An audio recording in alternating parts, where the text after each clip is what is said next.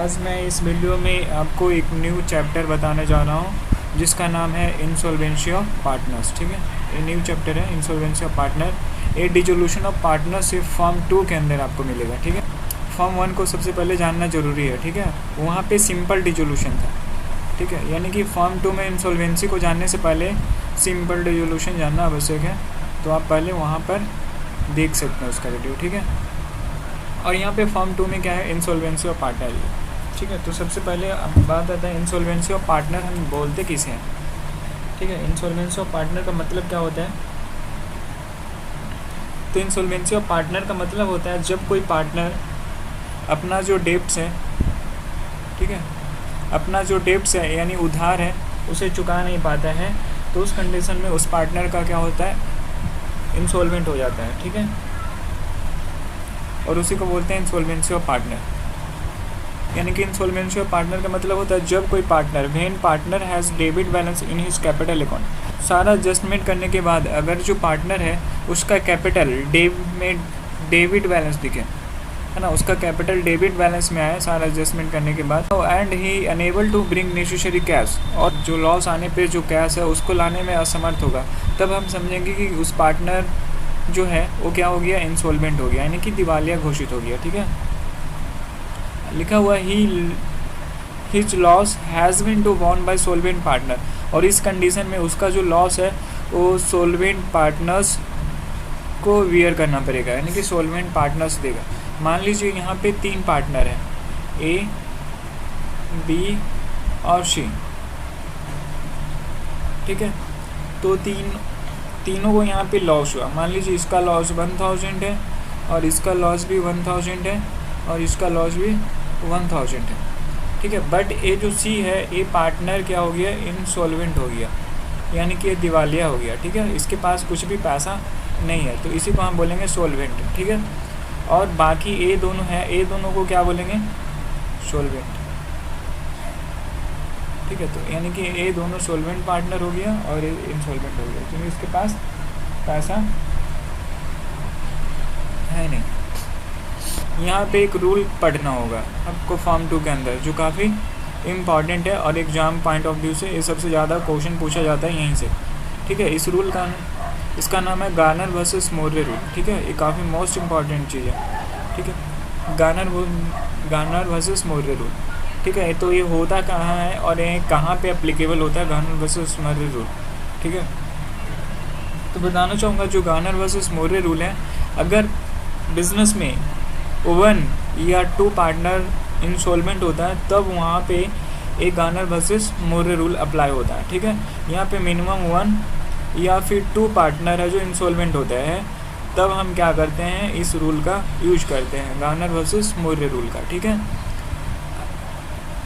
ठीक है, और ये यहाँ पे दिया हुआ है ऑल पार्टनर्स। ठीक है, यानी कि ऑल पार्टनर अगर इंसॉल्वेंट होता है तो इस कंडीशन में क्या करते हैं, होता है वहाँ पे हम डिफरेंट स्टेप को फॉलो करते हैं। सपोज यहाँ पे 3 पार्टनर हैं, ए, बी और सी, तो ये तीनों इंसॉल्वेंट हो गया, यानी कि तीनों दिवालिया घोषित हो गया, तब हम बोल सकते हैं कि all partner insolvent, all partner है जो इंसॉल्वेंट हो चुका है। ठीक है,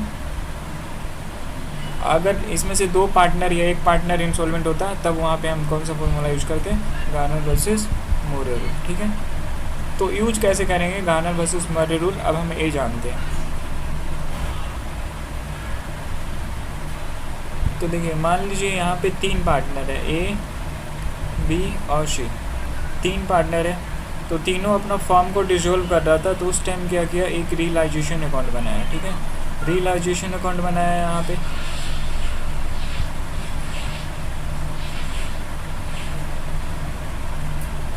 ठीक है, तो रियलाइजेशन में लॉस हुआ। ठीक है, तो यहाँ पे लिखा जाएगा बाय लॉस ट्रांसफ़र, है ना, बाय लॉस ट्रांसफ़र, यहाँ पे ए, बी और सी।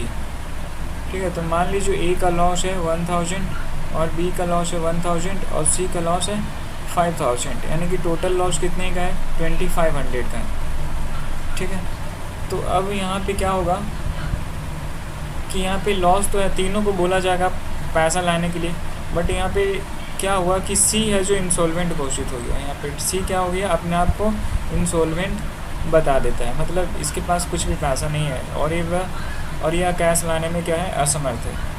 ठीक है, तब यहाँ पे सी इंसॉल्वेंट हो जाता है। और इस कंडीशन में जो सी का पैसा है लॉस का, ठीक है, यानी कि सी का डिफिशियंसी का अमाउंट है वो ए और बी को लाना पड़ेगा, क्योंकि ए और बी है जो सोल्वेंट पार्टनर है। तो यहाँ पे सी का लॉस कितना है, सी का लॉस है मान लीजिए, तो सी का लॉस यहाँ पे 500 है, तो ये 500 कौन देगा, ठीक है।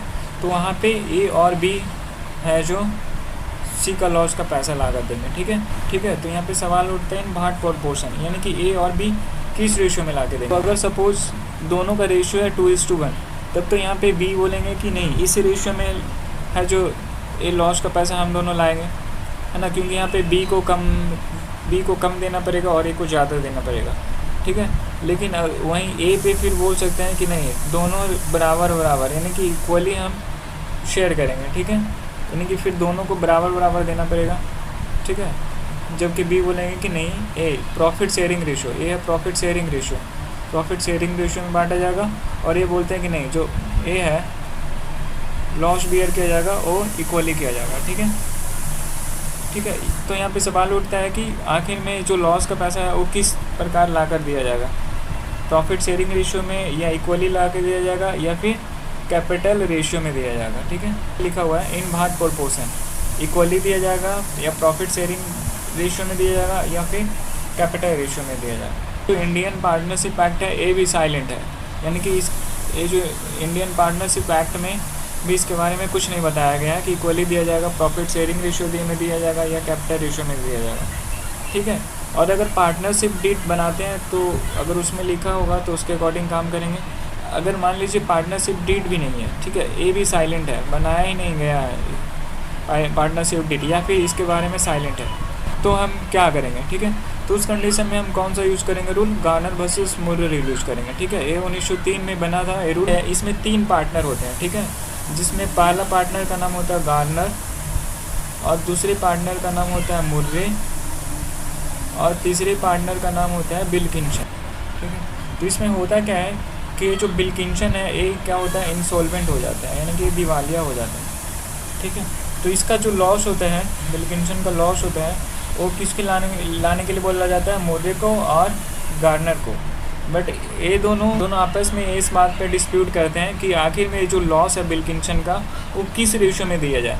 ठीक है, इक्वली दिया जाए, या कैपिटल प्रॉफिट शेयरिंग रेशियो में दिया जाए, या कैपिटल रेशियो में दिया जाए। ठीक है, तो वहाँ पे कोर्ट एक फैसला देता है। तो वहाँ पे एक ये लोग का मामला कोर्ट में गया था, इंग्लैंड का कोर्ट में, इंग्लैंड के रहने वाले थे ये लोग। ठीक है, तो जो कोर्ट का जजमेंट आता है वो कोर्ट बोलता है कि जो सोल्वेंट पार्टनर है shall be bear the loss in capital ratio after bringing loss on realisation in cash. तो वहाँ पे कोर्ट का जजमेंट आता है कि जो रियलाइजेशन का लॉस है उसको कैश में लाने के बाद जो क्या होगा, जो इंसॉल्वेंट पार्टनर है उसका लॉस जो है वो सोल्वेंट पार्टनर लाएगा, किस रेशियो में लाएगा, तो कैपिटल रेशियो में ला के देगा। ठीक है, कैपिटल रेशियो में ला के देगा। ठीक है, तो मान लीजिए गार्नर का कैपिटल है 2 लाख रुपया, 2 लाख, और मुर्रे का कैपिटल है 1,50,000। तो यहाँ पे रियलाइजेशन का लॉस, मान लीजिए रियलाइजेशन का लॉस था दोनों का 50 हज़ार रुपया, तो 50,000 ये लाएंगे और 50,000 मुर्रे भी लाएंगे यहाँ पे। ठीक है, तो मुर्रे का कैपिटल कितना हो गया, 2 लाख रुपीज़, और यहाँ पे गार्नर का कैपिटल कितना हो गया, 2,50,000। तो ये दोनों से रेशियो निकल के कितना आएगा, 25:20, और ये आ जाएगा 5:4। ठीक है, और मान लीजिए विल्किंसन का लॉस हुआ 500 का, तो 500 को गार्नर और मुर्रे ला कर देंगे किस रेशियो में, तो गार्नर यहाँ पे ला के देंगे 5:4, यानी कि 5/9 और 4/9, है ना, तो ए रेशियो में ला के देंगे 5/9, और मुर्रे ला के देंगे 4/9, ये गार्नर और ये मुर्रे। ठीक है, तो यही कोर्ट का जजमेंट था, और यही हम यूज करते हैं गार्नर वर्सेस मुर्रे रूल में। ठीक है, यानी कि जो भी पार्टनर होगा, जो भी सोल्वेंट पार्टनर होगा, वो जो लॉस का जो पैसा है वो किस रेशियो में बियर करेगा, तो कैपिटल रेशियो में। अगर कैपिटल रेशियो में लाएगा ये तो ठीक है, बट यहाँ पे क्वेश्चन में 2 टाइप को मिलेगा, एक